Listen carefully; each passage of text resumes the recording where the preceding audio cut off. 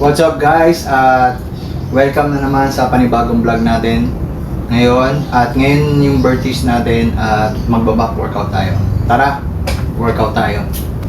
So ayun nga guys, at naisipan kong habang nag-workout tayo ay magchismisan tayo. Napansin ko lang sa mga nag-workout ngayon, gusto nila talaga na meron silang mahal na sapatos, mahal na gym equipments, mahal na clothing. Pero yung workout nila hindi naman solid. Yung food nila tinitipid nila. Pero yung forma kompleto sila. Actually, dagdag motivation din yung meron kang magandang gamit. Totoo naman yun. Pero kung hindi mo kaya bumili, wag maging sagabal yun para hindi mo ituloy yung pag-workout mo. Tapos yung ibang kilala ko naman, kung gumastos, grabe, sa mga pagkain, sa mga cravings nila, gaming doon, gaming dito, lakwatsa doon, lakwatsa dito. Pero, pag sinabihan mong mag-membership ng gym, o kaya mag-workout siya, namamahalan sa membership, which is yung membership, sabihin natin 1.5 per month. Pero malaking investment yun sa katawan natin. So yun ang napansin ko. Maraming taong willing mag-invest sa mga material na bagay, pero sa katawan nila, hirap na hirap sila. So doon ako nagtataka. Di ba talaga pag ayaw no? Pag gusto kasi, talagang maiisip mo mura na lang yun Kumbaga bakit? Aantayin mo pa bang magkasakit ka? Bago ka mag-invest sa katawan mo?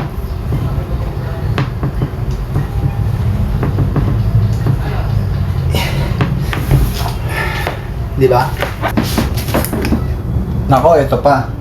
Meron pa akong makakilala na yung pag niyaya mo sa inuman, sa chicks, sa food trip, o gaming, ay grabe, mabilis pa sa alauna. Go agad.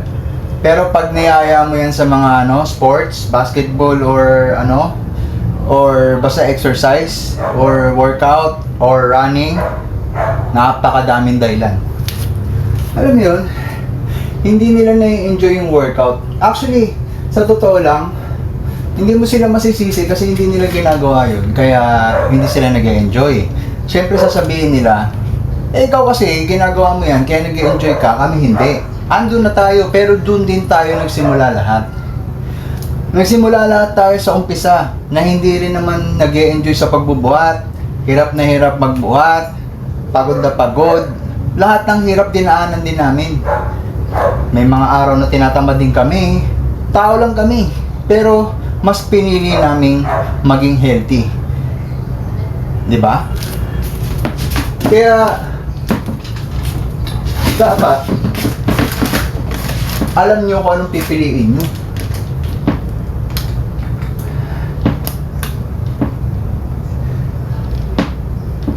Kasi wala namang nakukuha ng madali Alam mo ang dahilan mo, pag ginusto mo, maraming paraan.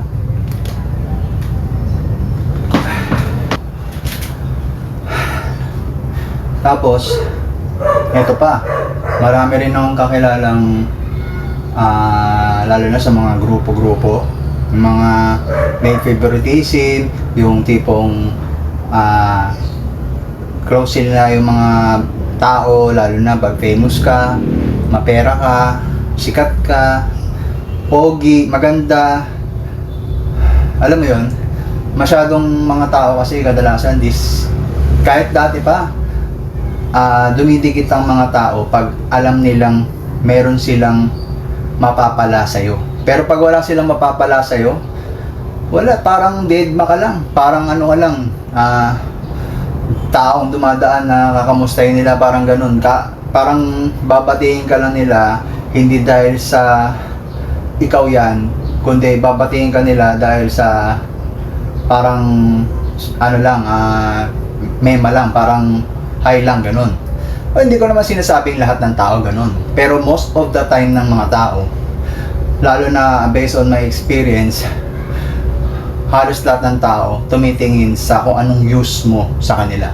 Kasi kung hindi ka useful o wala kang silbi, wala kang man lang ambag, wala kang, mahihirapan kang magkaroon ng tunay na kaibigan. Kaya panakita kayo ng tunay na kaibigan na hindi tumitingin sa antas ng buhay nyo o itsura mo o ano man, kung famous ka man o hindi tumitingin doon, pero kaibigan mo pa rin siya at tinatrato ka niyang kaibigan.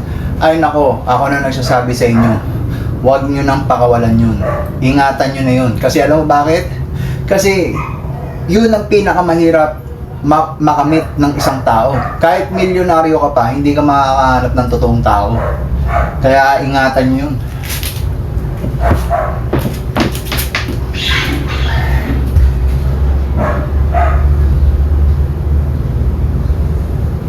Kaya pag merong ganung kaibigan, huwag nyo nang pakawalan.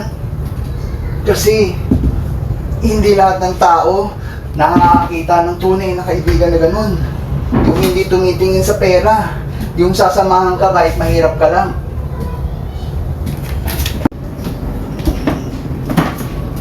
Tapos yung mga taong inggit, kumbaga naiinggit sa mga achievement mo.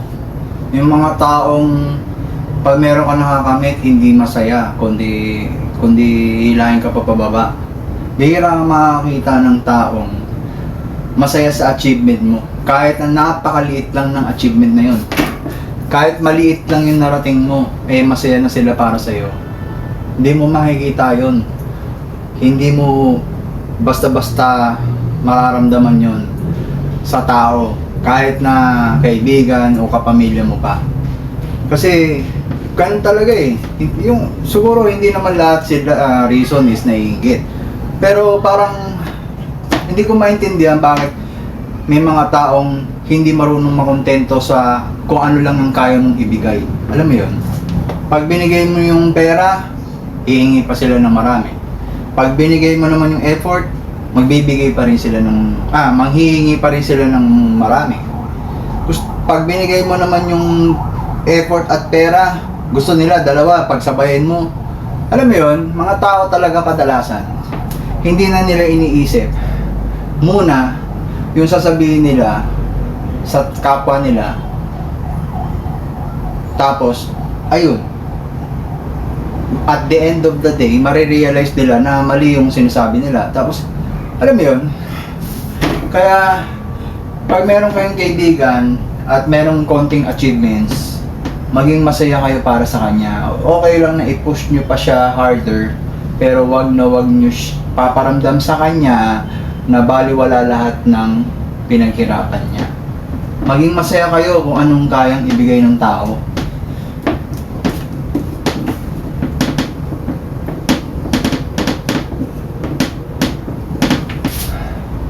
Ako, aaminin ko, pinagdaanan ko lahat yan. Kumbaga, masakit yung mga pinagdaanan mo, kaya ka na naging matibay na tao. Ako, na-depress ako 7 years ago.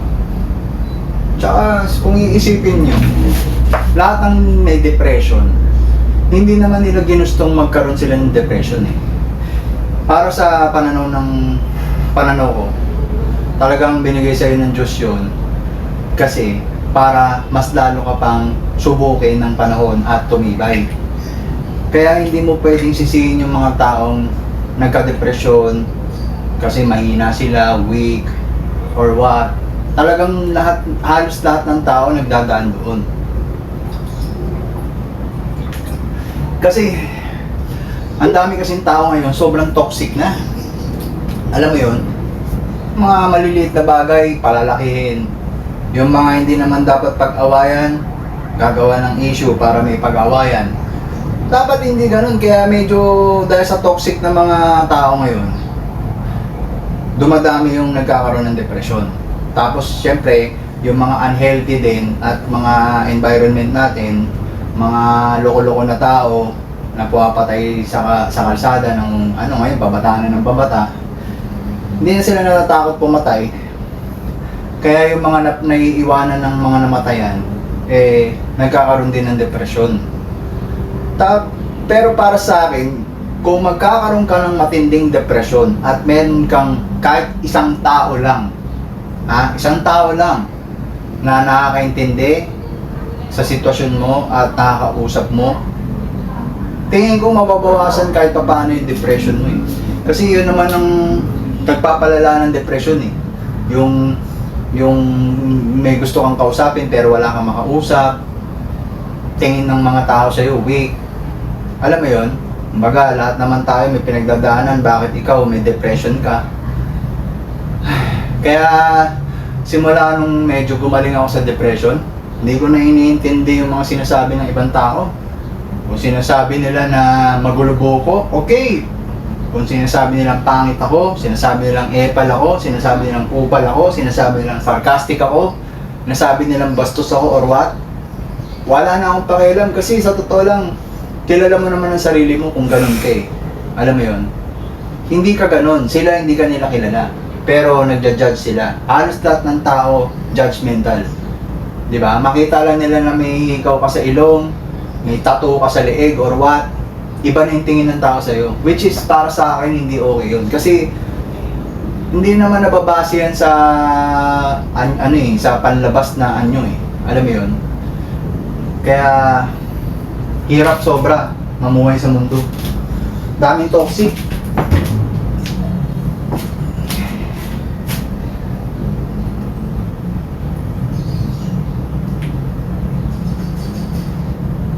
Kaya sa lahat ng mga tao dyan na may pinagdadaanan o may depression, ang mga payo ko lang sa inyo, tatagan yung loob nyo at huwag humingi kayo ng tulong sa Diyos. Dahil si God hindi kayo pababayaan kahit anong mangyari. Alam mo yun? Andyan lang siya palagi gagabay sa inyo. At pwede nyo naman akong i-message at pwede tayong mag-usap. Kung gusto nyo ng kausap dyan, huwag kayong magkukulong sa isang sulok para solohin yung mga problema nyo.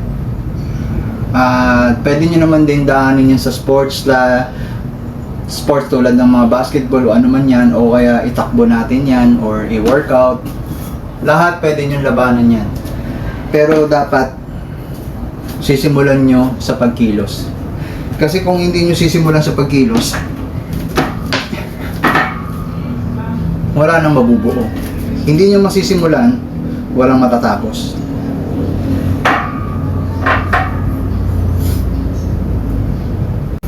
So tara guys, at punta na tayong Bertis. Magbabike na tayo at mukhang di na rin namang uulan.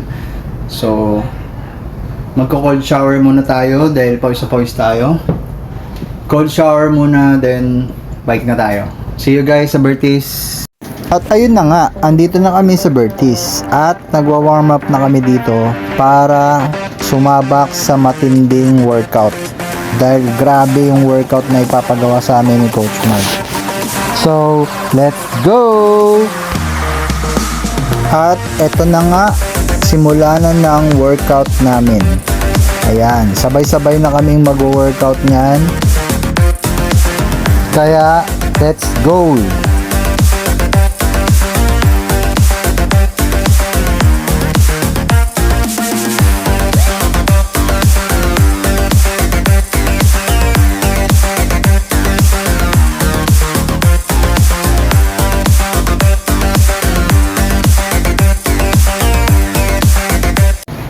At ayun na nga guys, at nakauwi na naman tayo galing sa solid na workout sa Bertis.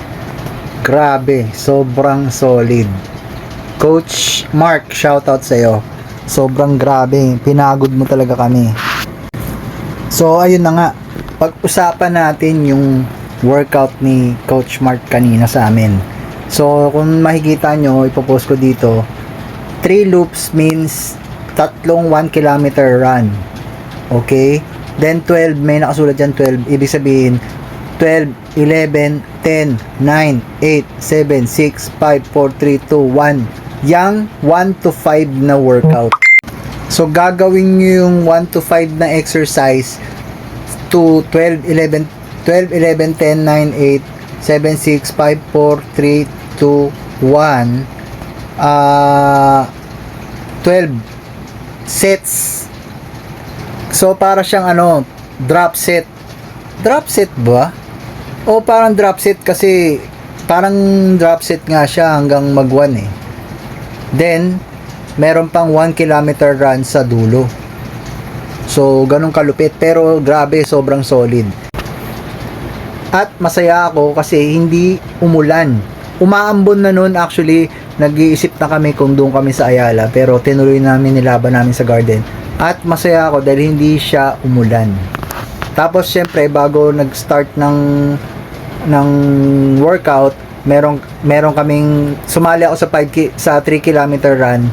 5 ang pace. Mga kasabay ko doon, mabibilis talaga. So, nakayanan ko naman. Pinush kasi ako ni Sophia eh. So, shout out sa iyo, Sophia. Yung pinakamagandang babae dyan sa group namin. Yan si Sophia. So, ayun. So, sobrang saya ko lang at nakayanan ko na naman siya. At umuwi pa ako nakabike. Yung nagbike ako papunta, hindi ko na record. So, ang naka-record lang dyan is yung takbo ko at yung bike pa uwi. So, next time sa ulitin, shoutout din kay Coach Aldrin. Andyan, pumunta rin siya dyan at nakasama ko siya sa workout. Sobrang saya. So, next time, sana panoorin nyo ulit yung adventure ng workout ko, kung paano ko siya ginagawa. Ayun. So, ngayon, matutulog na tayo at magre-relax dahil bukas, rest day naman natin bukas, pero meron tayong workout sa abs at 12,000 steps at 3 to 5 kilometer run. Hindi mawawala yun. Ayun. So, see you guys. Good night.